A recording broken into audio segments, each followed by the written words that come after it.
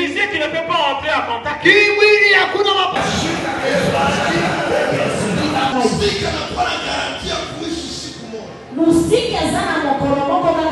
Nous sommes ici au nord-est de la République démocratique du Congo, en ville de Bunia, chef-lieu de la province de l'Ituri. La population a célébré la fête de bonne année 2024-2025 dans un climat de sécurité et de tranquillité la plus profonde. La fête était bien passée, papa nous a acheté des cadeaux, la sécurité était bonne, je remercie le beau Dieu. La fête s'est très bien passée, il y a de l'ambiance, je ne rentre pas maintenant avec mes enfants, les enfants venez, on est tous là, il est 21h. Nous demandons aux jeunes de l'Ituri de nous forcer encore pour la révolution de notre vie. Ne perdons pas l'espoir car Dieu est vivant et notre gouverneur est en train de faire un effort pour la révolution de notre vie. C'était la même ambiance dans le territoire de Djougou, précisément à Tchomia, où la paix, la cohabitation pacifique s'observe grâce aux éléments de forces armées déployés dans la zone lacustre.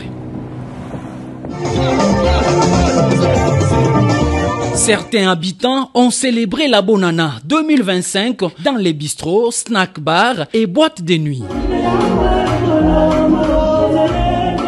D'autres, par contre, ont rempli le stade moderne de Kindia en fédérant autour du ballon rond.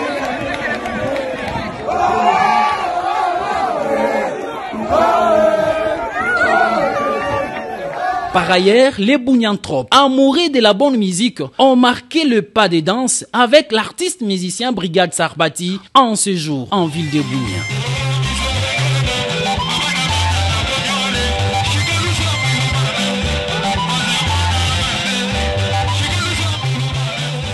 Rappelons que, depuis l'instauration de l'état de siège par les commandants suprêmes des forces armées, Félix Tshisekedi Tshilombo, Téné, ici en Ituri, l'engagement et le leadership du commandant des opérations et gouverneur militaire de la province de l'Ituri, lieutenant-général Luboyan Kanchamadjoni, favorisent le bon déroulement des moments festifs en toute quiétude.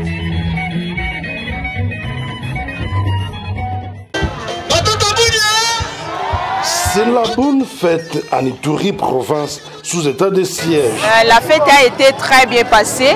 Si vous pouvez remarquer avec moi combien de fois il y a de l'ambiance dans la ville.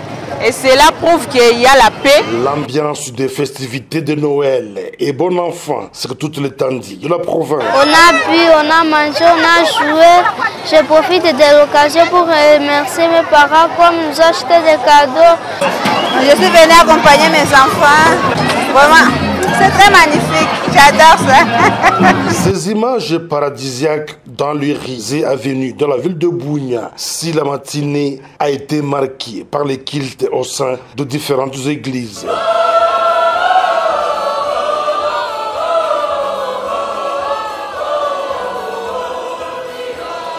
L'Ituri a vibré sous une ambiance hors pair. Nous disons d'ailleurs coup de chapeau à notre cher gouverneur, voilà, pour la sécurité. Tout se passe à merveille. Voilà, nous sommes là. Par ailleurs, la modernisation de la ville a apporté l'embellissement particulier de sorties et de concerts au enjolivé la fête de Noël.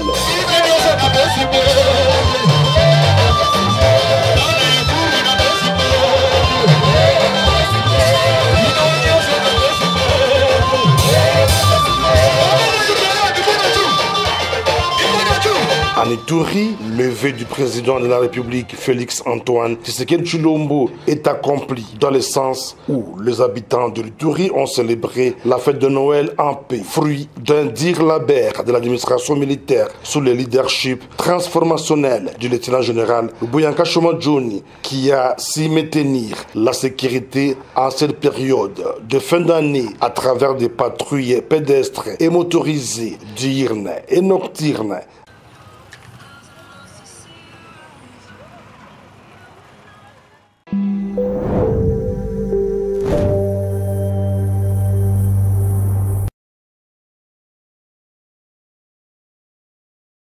Mercredi, premier jour de l'année 2025, la fête de la Saint-Sylvestre n'a pas été un jour férié pour le vice-premier ministre, ministre de l'Intérieur, Sécurité, Décentralisation et Affaires coutumières, Jacquemain Chabani Louko.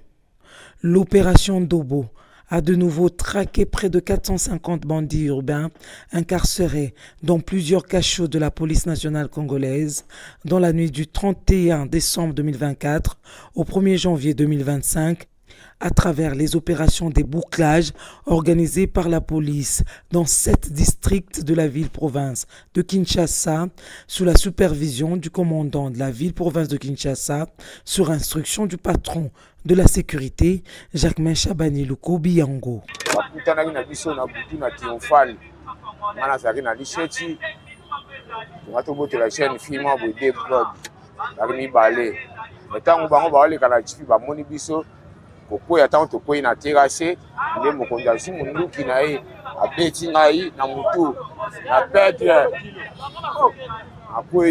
Il est 5 heures du matin.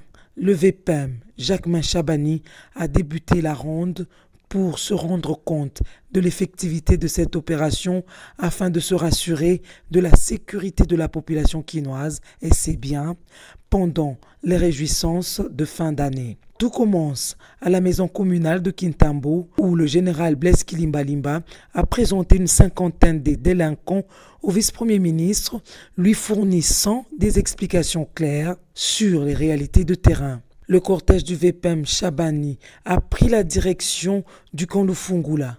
La réalité est la même. À la police nationale congolaise du district de la Tchangou, plus de 200 délinquants étaient en face de quelques victimes qui réclament leurs objets volés.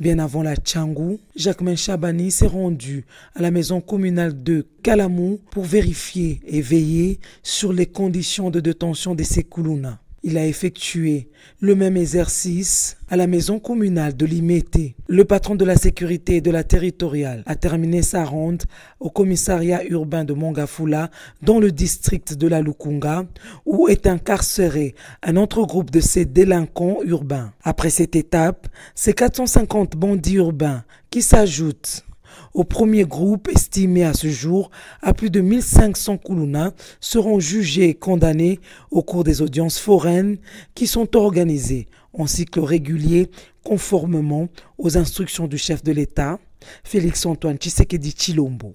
Je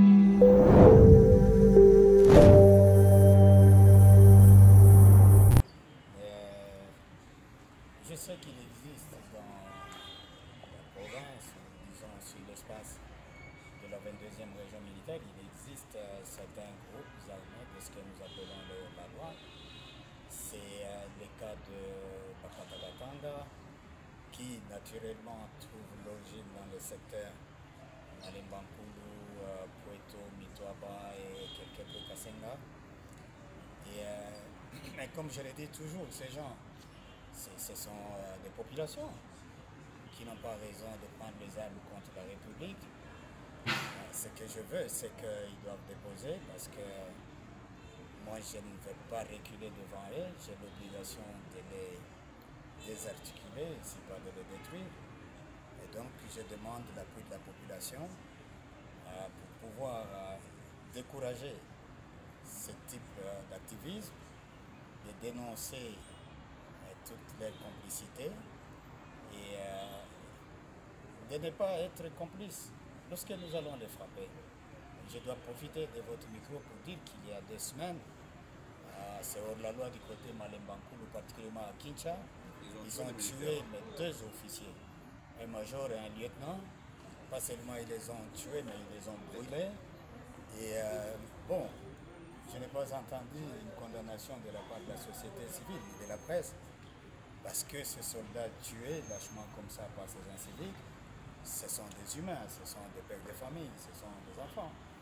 Et donc, j'ai pris la décision nécessaire, opérationnelle. J'ai injecté beaucoup de troupes dans le secteur pour pouvoir rechercher tous ces criminels et les neutraliser.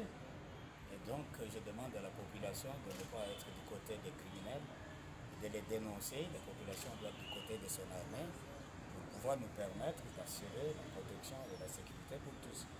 Ces gens-là, dans les forêts où ils sont en train de violer les femmes, ils tuent les enfants, ils pillent les cultures, ils cassent tout ce qu'ils trouvent, ils demandent même des impôts parmi les populations. Donc vous comprenez que c'est un mal contre le pays, contre les populations. Moi je voudrais que la population soit derrière son armée pour nous permettre de détruire toutes ces forces négatives, ainsi d'assurer la sécurité pour tous de manière permanente. Merci beaucoup mon général. Merci. Monsieur le bourgmestre ainsi que tous ceux qui sont présents, de transmettre mes messages à toute votre population pour que nous soyons tous unis comme un seul homme devant le drapeau de la République pour dire non à la guerre, pour dire non à la trahison, pour dire non à la barbarie, pour dire non à tout ce qui peut porter malheur à notre pays. Vous entendez ici, là, des rumeurs, des vendeurs d'illusions. Ils disent le 20 décembre, ils vont attaquer l'espace du Grand Katanga. Ils vont attaquer la 22e région militaire. Regardez ces enfants. Si le 20 il y a des troubles, on n'allait plus les revoir. Regardez-vous, partout où vous êtes, s'il y a les troubles le 20, vous ne serez plus assis là. Dites à ces gens qui se trompent de l'époque, qui se trompent des moments, et que c'est un mensonge qu'ils donnent pour troubler la quiétude et la paix. Parce que aujourd'hui, moi devant tous ces officiers assis et devant toutes les troupes que nous commandons, nous n'allons plus accepter que quelqu'un entre dans cette ville et dans le vide de tout ailleurs pour troubler la sécurité. Je n'accepterai jamais. Je serai dur, très dur, plus dur que ceux qui ont commandé avant. Il n'y aura pas de blagues, il n'y aura pas de paroles. Évitez donc d'être complices de tous ces gens. Ils ne sont pas habillés en tenue militaire. Ils sont habillés comme vous, en costume, en cravate, en robe, en pagne. Donc on ne saura pas les distinguer des bons citoyens. Voilà pourquoi vous avez l'obligation d'être du côté de votre armée pour dire à ces gens-là, vous vous trompez d'époque. Nous n'avons pas besoin de la guerre.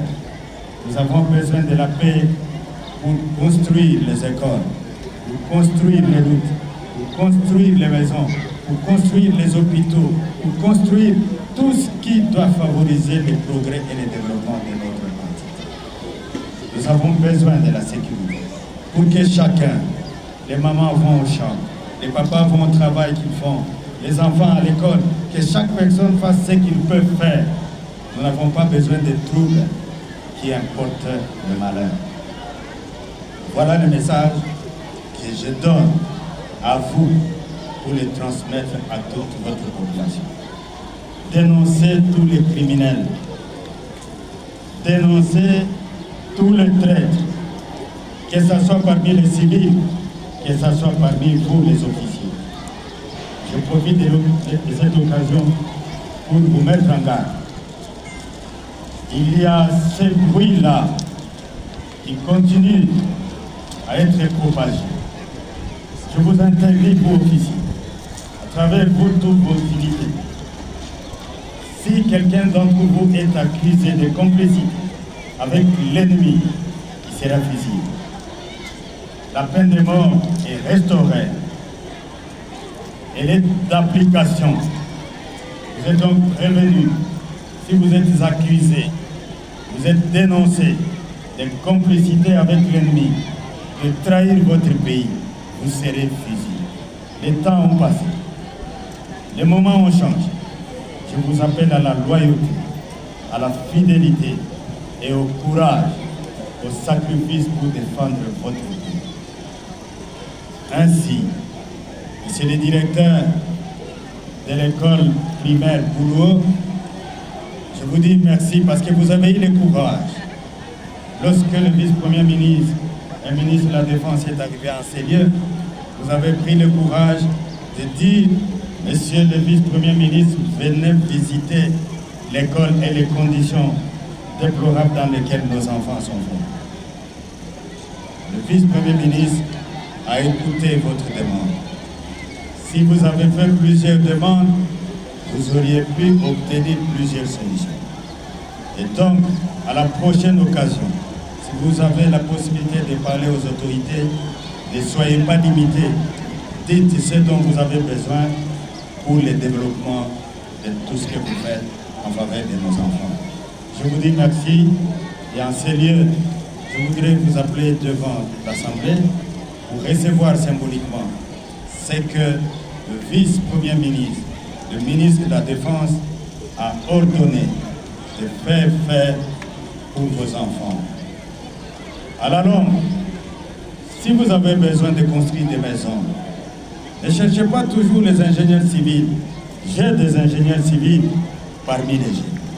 Si vous avez besoin de construire vos hôpitaux, vous avez besoin de faire quoi que ce soit qui relève de la technique et de la science, votre armée est disponible. Très chers compatriotes congolais de père et de mère, n'oublions pas que nous avons fait un parcours très long et douloureux pour arriver là où nous sommes. Rappelons-nous comment nous étions devenus la risée de tous, privés de dignité et d'honneur, et partout on nous chassait comme des petits chiens.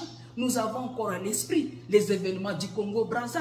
En Angola, n'en parlons même pas. Et nous connaissons tous le sort de ceux qui avaient osé affronter la situation, tels que Armand Tungulu et d'autres compatriotes d'heureuse mémoire. Aujourd'hui, l'occasion nous est offerte. Et c'est un devoir patriotique pour tout Congolais de père et de mère de restaurer notre dignité et décider de notre avenir. Alors, nous n'avons pas droit à l'erreur.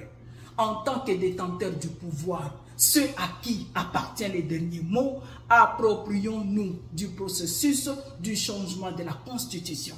Ne laissons pas cette tâche aux politiciens, qu'ils soient de l'union sacrée ou de l'opposition. Ils ont toujours mouillé leur maillot pour enfin se partager les gâteaux. Parmi eux, les uns luttent pour leur survie politique et les autres cherchent à s'accaparer du processus pour nous imposer la révision au lieu du changement afin de garder certaines dispositions à leurs avantages pour qu'ils continuent à nous écraser comme d'habitude au lieu de nous servir. Nous devons dire non à cette ingérence et contraindre ces politiciens et tous ceux qui sont au service des étrangers, tels que la SENCO et certains organismes des droits de l'homme et mouvements citoyens, de s'incliner devant la volonté du souverain primaire que nous sommes. Veillons traduire notre décision de changer totalement la Constitution au travers de la pétition. Nous ne sommes pas dans la logique de l'article 218, plutôt celle d'avoir une constitution dans laquelle nous nous retrouvons. Alors, il n'y a aucun article de la constitution actuelle qui peut entraver notre démarche, laquelle consiste à nous mettre à l'abri de toutes sortes d'influences et manipulations et aussi des pressions du Rwanda et ses alliés qui sont les premiers bénéficiaires de notre loi fondamentale.